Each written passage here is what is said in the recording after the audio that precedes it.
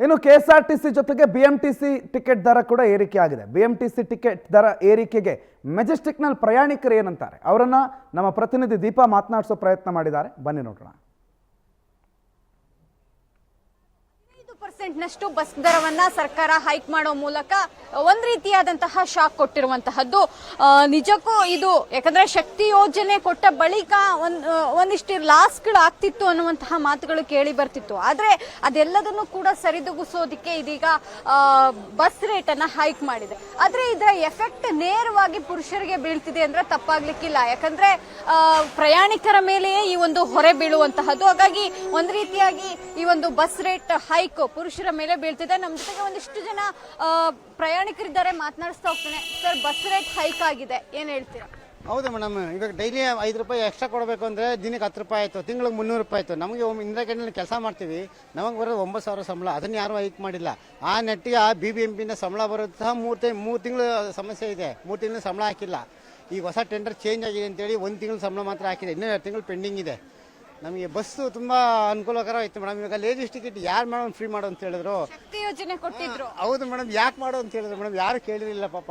ಈಗ ಹೆಣ್ಮಕ್ಳು ನೋಡಿ, ಯಾರು ಎಲ್ಲಿಗೆ ಬೇಕಾದ್ರೂ ಹೋಗ್ತಾರೆ, ಇಲ್ಲಿಂದ ಕೊಳ್ಳೇಗಾಲಕ್ಕೂ ಹೋಗ್ತಾರೆ, ಇಲ್ಲಿಂದ ತಿರುಪತಿಗೆ ಹೋಗ್ತಾರೆ, ಎಲ್ಲಿಗೆ ಬೇಕಾದ್ರೂ ಹೋಗ್ಬೋದು. ನಾವು ಇಲ್ಲಿಂದ ಜರ್ನಿ ಮಾಡೋ ಬೆಂಗಳೂರು ಸಿಟಿ ಒಳಗಡೆ ಮಾಡಿದ್ರೆ ಅದು ಒಂದೇ ಸಮರ್ಥನೆ ಇರ್ತೈತೆ ಮೇಡಮ್. ಸಮರ್ಥನೆ ಇಲ್ಲ ಅದು. ಇವ್ರು ಎಲ್ಲಿಗೆ ಬೇಕಾದ್ರೆ ಹೋಗಿ ಅಂತ ಬಿಟ್ಬಿಟ್ರು. ನಮ್ಗೆ ಸಮರ್ಥನೆ ಏನು ಬೇಕು ಮೇಡಮ್? ನಮಗೋಸ್ಕರ ನಾವು ಕೂಲಿ ಕೆಲಸ ಮಾಡೋರಿಗೆ ಅಟ್ಲೀಸ್ಟ್ ನೋಡಿ, ಅದು ಯಾವುದೋ ಒಂದು ಕಾರ್ಮಿಕ ಇಲಾಖೆ ಅಂದ್ಬಿಟ್ಟು ಫೇಕ್ ಇದು ಅಂತ ನಮಗೆ ಕಾರ್ಮಿಕ ಕಾರ್ಡ್ ಇಲ್ಲ ನಮ್ಮ ಹತ್ರ, ನಾವು ಫ್ರೀ ಹೋಗಕ್ಕೆ ಅದು ಇಲ್ಲ. ದಯವಿಟ್ಟು ಕೊಟ್ಟು ಕಿತ್ಕೊಂಡ್ರ ಅಂತ ಮಹಿಳೆಯರಿಗೆ ಫ್ರೀ ಮಾಡಿದ್ರು, ಈಗ ನಿಮ್ಮ ಹತ್ರ ಅದನ್ನ ವಸೂಲಿ ಮಾಡ್ತಾ ಇದ್ದಾರೆ. 100% ನಿಜ ಮೇಡಮ್. ಹೌದು, ಯಾವ ಬಸ್ಸಲ್ಲ ನೋಡಿ ನೀವು, ಬರೀ ಲೇಡೀಸೇ ತುಂಬಿರ್ತಾರೆ, ಜಲ್ದಿ ಸೀಟ್ ಸಿಕ್ಕಲ್ಲ. ಮುಂಚೆ ಲೇಡೀಸ್ ಎಲ್ಲ ಹಿಂದೆಗಡೆ ಕುತ್ಕೊಳಕ್ ಭಯ ಬೀಳ್ತಿದ್ರು. ಈಗ ಧೈರ್ಯ ಧಾರಾಳ ಹಿಂದೆಗಡೆ ಕುತ್ಕೊಂಡಿರ್ತಾರೆ. ಜೆಂಟ್ಸ್ ನಿಂತಿದ್ರು ಅವ್ರು ತಲೆ ಕೆಡ್ಸ್ಕೊಳ್ಳ, ವಯಸ್ಸಾದವ್ರು ನಿಂತಿದ್ರು ತಲೆ ಕೆಡ್ಸ್ಕೊಳ್ಳಲ್ಲ. ಸರ್ಕಾರದ ಈ ನಿಲುವು ಎಷ್ಟರ ಮಟ್ಟಿಗೆ ಸರಿ ಅಂತ ಮೇಡಮ್? 50% ನಿಜ ಇರ್ಬೋದು, ನಿಲುವು ಸರಿ ಇರ್ಬೋದು. ಆದ್ರೆ ಮತ್ತೆ ಕ್ಯಾನ್ಸಲ್ ಟಿಕೆಟ್ ನಂತರ ಹೆಂಗಸರಿಗೆ ಫ್ರೀ ಅಂತ ಸ್ತ್ರೀ ಕ್ಯಾನ್ಸಲ್ ಮಾಡಿ ದಯವಿಟ್ಟು. ಎಲ್ಲರಿಗೂ ಸಮಾನತೆ ಇರಲಿ ಮೇಡಮ್. ನನಗೆ ಕೇಳೋದು ಅಷ್ಟೇ, ಎಲ್ಲ 50% ಇರಲಿ ಆಯ್ತು. ನಮ್ಗೆ ಅವ್ರಿಗೂ ಮಾಡಿದಾರ ಫ್ರೀ, ನಮಗೂ ಹಂಗೆ ಮಾಡಲಿ. ಇಲ್ಲ 10% ಡಿಸ್ಕೌಂಟ್ ಕೊಡಲಿ, ಇಲ್ಲ 20% ಡಿಸ್ಕೌಂಟ್ ಕೊಡಲಿ. ಅವ್ರಿಗೆ ಏನು ಡಿಸ್ಕೌಂಟ್ ಫುಲ್ 100% ಡಿಸ್ಕೌಂಟ್ ಕೊಡಲಿ, ನಮ್ಗೆ 50% ಡಿಸ್ಕೌಂಟ್ ಕೊಡಲಿ ಮೇಡಮ್.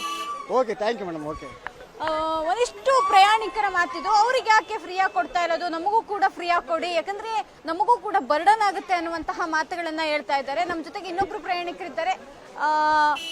ಈ ರೀತಿಯಾದಂತಹ ನಿಲುವು ಎಷ್ಟರ ಮಟ್ಟಿಗೆ ಸರಿ ಅನ್ನುವಂಥದ್ದು. ಸರ್ಕಾರ ಈಗ ಕೊಟ್ಟು ಕಿತ್ತುಕೊಳ್ಳುವಂತಹ ಕೆಲಸ ಮಾಡ್ತಿದೆ, ಇದು ಸರಿಯಲ್ಲ ಅನ್ನುವಂತಹದ್ದು ಕೂಡ ಅವರ ಮಾತು.